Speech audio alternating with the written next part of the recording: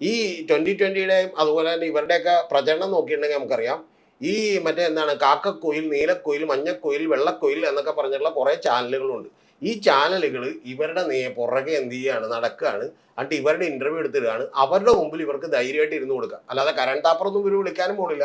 Current താപ്പറിന്റെ മുമ്പിൽ ഇവർക്ക് പോലും ചെന്നിരിക്കാൻ പറ്റില്ല.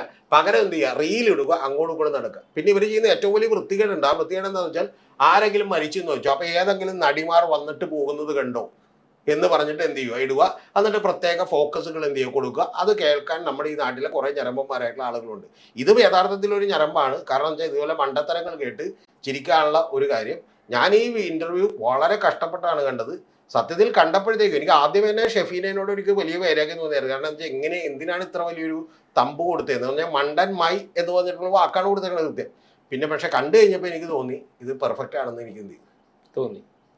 ശരിക്കും പറഞ്ഞാൽ അത് തെറ്റില്ലെന്ന് എനിക്ക് തോന്നി. എന്നെ കൊണ്ടത് ഇടാൻ പറ്റില്ല, പക്ഷെ പെർഫെക്റ്റ് അല്ല. ഞാൻ പറഞ്ഞത് എന്നെ കൊണ്ടത് ഇടാൻ പറ്റില്ല, പക്ഷെ തെറ്റില്ലെന്ന് എനിക്ക് തോന്നി.